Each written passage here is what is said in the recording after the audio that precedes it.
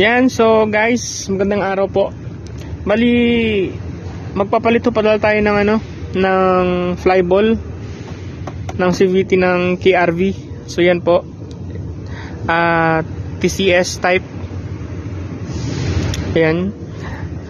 Tapos palit din po tayo ng belt kasi para para fresh kasi ngayong darating na February 10 maglo-long ride po tayo. So kailangan fresh na fresh po yung ating CVT.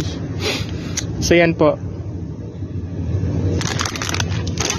Tapos ito naman kuso lang po ito. Yan, 13G po yung ilalagay natin. Bali ang nakalagay po dito is 14. Yun daw po kasi yung stock, sabi nung yung Chekwa. Bali yung location pala natin is nasa Taiwan po tayo. So yan. So palitan natin ng gagaanan natin ng 13G kasi yung pupuntahan natin is puro puro bundok. So ahonan po lahat. Tapos ang natin, ang tools natin ito, tapos yung nabili nating impact para madali. So guys, umpisa na po natin. Ang una po nating tanggalin itong tornilyo na to, tapos ito. Tapos pag natanggal na po natin to, ito po, hilahin lang po natin to. So yan. Tapos after po nyan, ito po yung next natin, itong tornilyo na to. Tapos yun dito po sa ilalim, kaya kailangan natin tanggalin to. So baklasin lang po muna natin. A few moments later. Yun, so guys, natanggalan po natin tong ating flaring sa to. Ito pala, ito bali tanggal na to. Papakita ko lang po sa inyo paano natin tinanggal. Ito po, hilahin mo lang siya para itong mga tornilyo, itong dalawang to masusundot po natin. So ito, tanggal na po ito. Tinanggal ko na po yung tatlong tornilyo natin. So ito po, yung tatlong yan. Tapos hilahin lang naman to. Ito po yung cover. So yan. Tapos naman ito, mahirap po kasi ito tanggalin. So kailangan po natin ng rubber. Ang tawag ba sa rubber na martilyo, yung ulo, yan pupukpok lang natin to dahan-dahan. Tapos dahan-dahanin natin tanggalin kasi may may tawag nito, may matigas to dito na mahirap tanggalin So yan, buksan na po muna natin.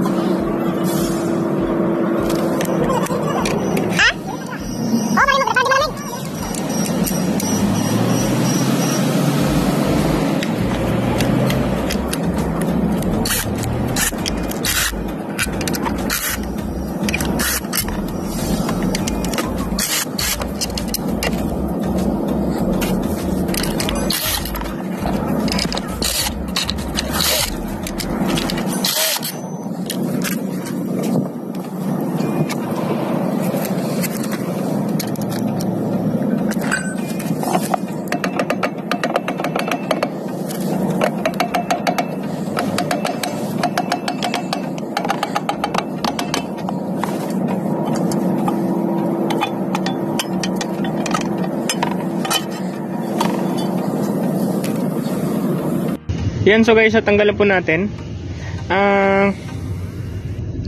Ito po yung mga tinanggal natin, Tingnan nyo po. Lahat po na nakikita nyo sa gilid na to, yun po yung tatanggalin nyo na mga tornilyo. Tapos ito, size 19 po ata o 17. Check natin. Ito po yung size. Yan po, size 19. Swak po yung size 19 po guys. Pati po dito sa kabila. Tapos yung belt natin,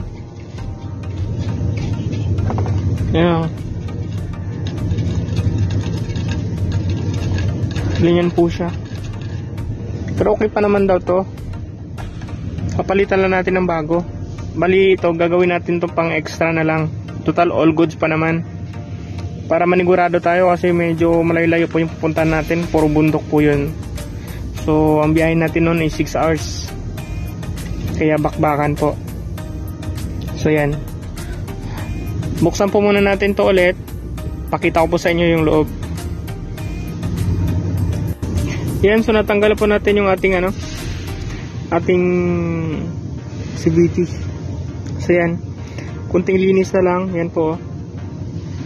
Tapos punas-punasan na lang po natin yung loob. Yan o.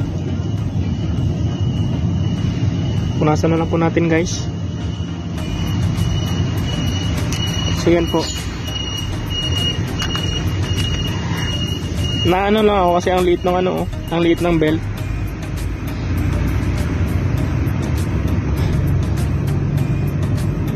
Kumpara nun sa sa talagang Yamaha, Honda. Tapos yung ibang sa ibang Kymco na brand na unit.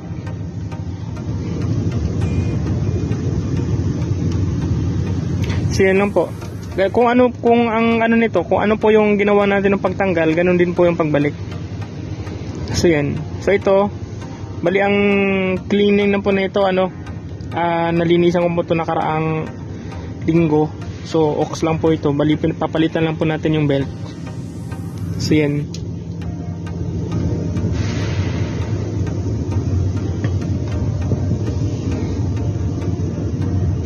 So yan po. Ito po itong dark itim na to, ito po yung bago. Tapos ito po yung luma na tinanggal natin. So yan. Sinukat ko po itong luma tsaka yung bago. Mas mahaba na to, mas malaki na yung bilog nitong luma kaysa sa bago. So kailangan na natin nga ipalit. Tapos ito naman, itong luma, just in case lang naman for emergency, dadali na lang po natin tuwing magra-rides tayo para may pang extra tayo. Tapos ito po yung flyball po natin. Yan po yun. Size na po yan. Size tuloy. Ang gram po niyan is 14. So yan. 14.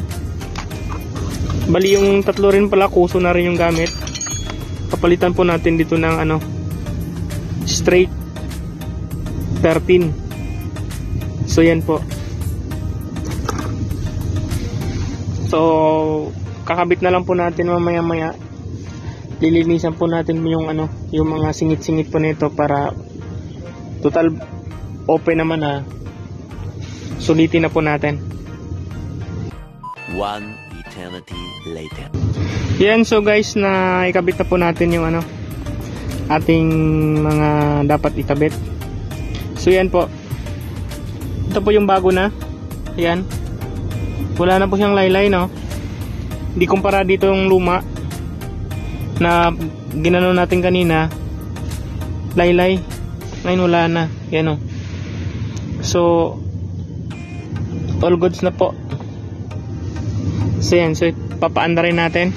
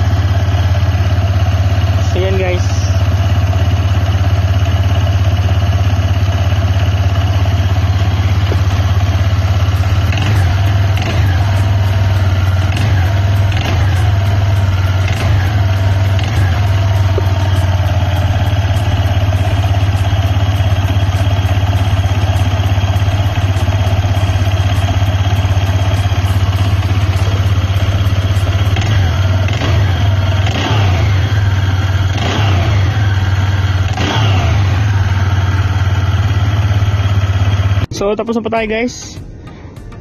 Maraming salamat po sa panonood.